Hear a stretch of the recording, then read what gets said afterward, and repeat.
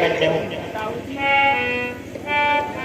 क्या तुम उदासी का कारण जानना चाहते हो पुत्र कि आज हम उदास क्यों हैं? पुत्र अभिमन्यु, उदासी का कारण मत पूछो मेरे लाल कि मैं क्यों उदास हूँ। अभिमन्यु, मैं तो तुमसे केवल यही कहना चाहता हूँ बेटा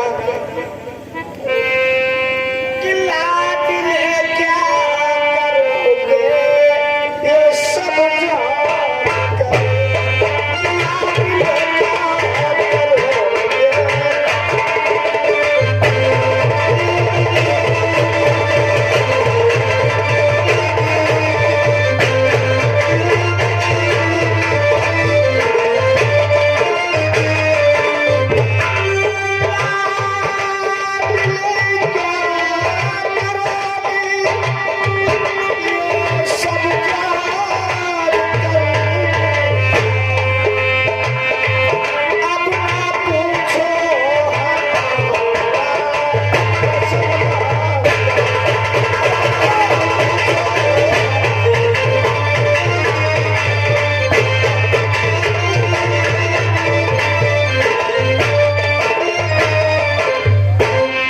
बेटा, मेरा कहा मानो, मेरा वचन मानो, तो उदासी का कारण मत पूछो अभिमन्यु।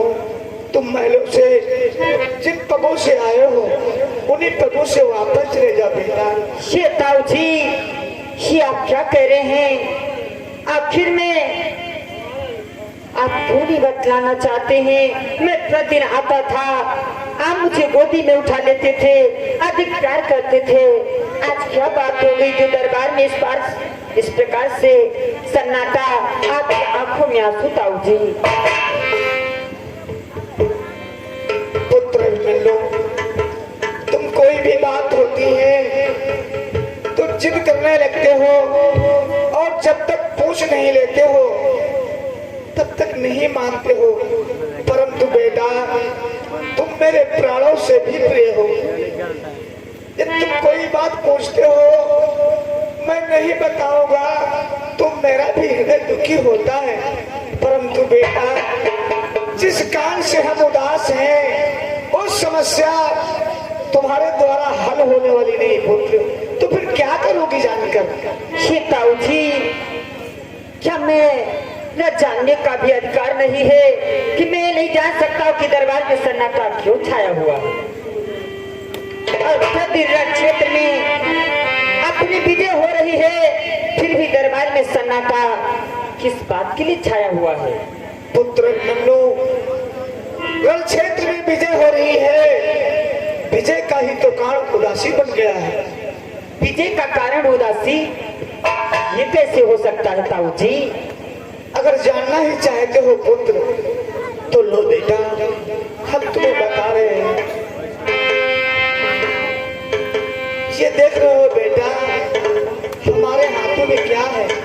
ये आपके हाथ में पत्र है, लेकिन ये कैसा पत्र है और ये कहां से आया है? बेटा, ये पत्र कैसा है और कहां से आया है सुनो मेरे लाल। कि ये है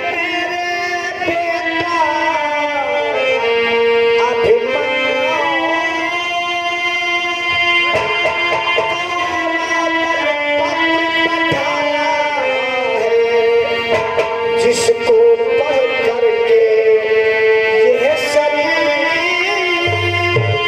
धर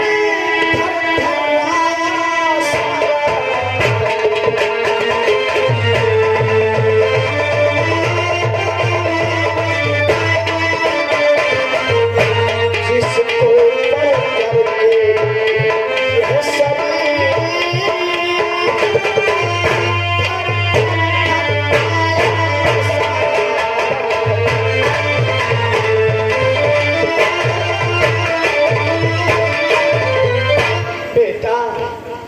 ये हमारे हाथों में जो पत्र देख रहे हो ये तुम्हारे दादा दुर्योधन ने भेजा है।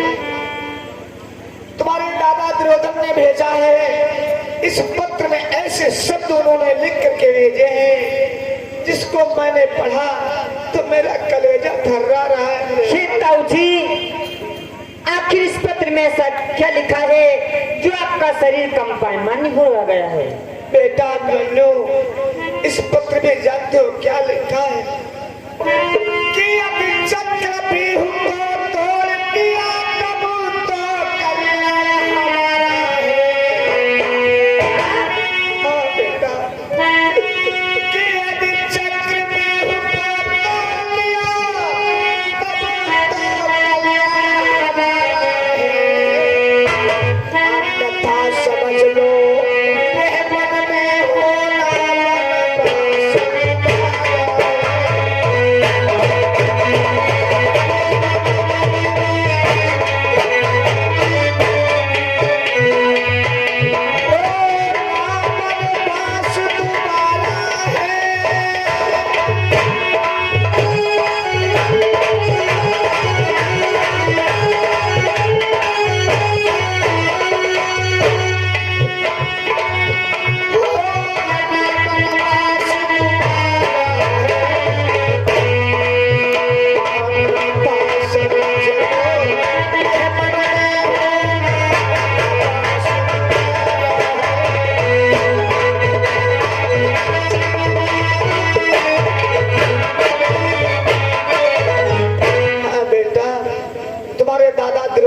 भेजा है और इसमें यही लिखा है कि ऐ धर्मराज, आकर के चक्रव्यूह का भंजन करो। यदि हम चक्रव्यूह का भंजन कर देंगे तब तो हमारी विजय होगी। यदि भंजन नहीं कर पाएंगे तो जिस प्रकार से द्रौपदी चिहरण के पश्चात हमें वनवास हुआ था, ठीक उसी प्रकार से दोबारा वनवास हो जाएगा। वनवास? अरे अभी तो आप लोग वनवास जाए हैं, चिन्ह नहीं बदले हुए और दोबारा वनवास हो जाएगा। वाह ताऊ जी, आप लोग एक छोटी बात पर इतना भयभीत हो गए। अगर ऐसी बात है, इसी बात के लिए इतना आप लोग दुखी थे, दरबार में सन्नाटा छाया था। हाँ तो ये पत्र जरा मुझे दीजिए ताऊ जी। क्या बेटा पढ़ना चाहते हो? हम इस पत्र को पढ़ना चाहते। लो बेटा पढ़ लो।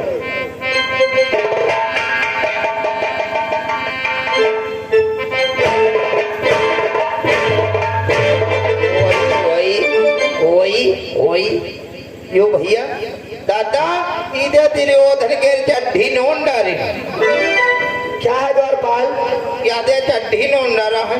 चड्ढी भाजन होद ले रहा मोर कह के चड्ढी नहीं चिट्ठी कहते से। हाँ हाँ भाई पत्र कहते हैं बेटा। भैया हिया अपने ले तो सही चिट्ठी पिट्ठी चक्कर ना पड़ो, जाओ ले टाफी खाए हो जाए।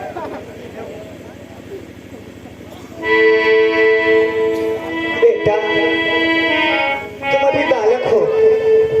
बेटा अभिमन्यु, ये तुमने क्या किया? दुश्मन के हाथ से आया हुआ पत्र तुमने फाड़ करके फेंक दिया। इसका तात्पर्य तुम नहीं समझे कि इसका तात्पर्य क्या हुआ? इसका क्या तात्पर्य हुआ? बेटा, जो दुश्मन के हाथ से पत्र आता है, उस पत्र को यदि हमने फाड़ करके फेंक दिया तो ये समझ लो ये चुनौती हमें स्वीकार है। इसलिए बेटा, इस पत्र को तुमने फाड़ दिया है। अब ये बताओ, उस चक्रव्यूह का भंजन करने के लिए कौन जाएगा बेटा? वाह ताऊ जी, बस ये जानना चाहते चक्रव्यूह को तोड़ने के लिए कौन जाएगा? हाँ बेटा। मेरे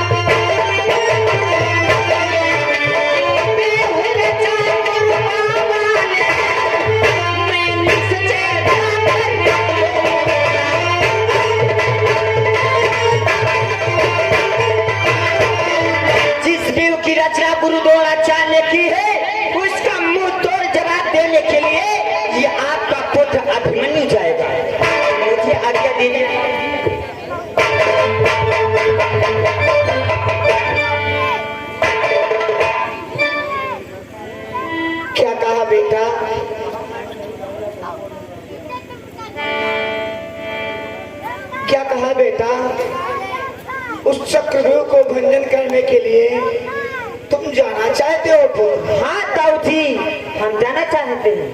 वाह बेटा बन्नू वाह, तुम्हारे ऐसे वचनों को सुन करके पहले तो मेरा हृदय दुखी था।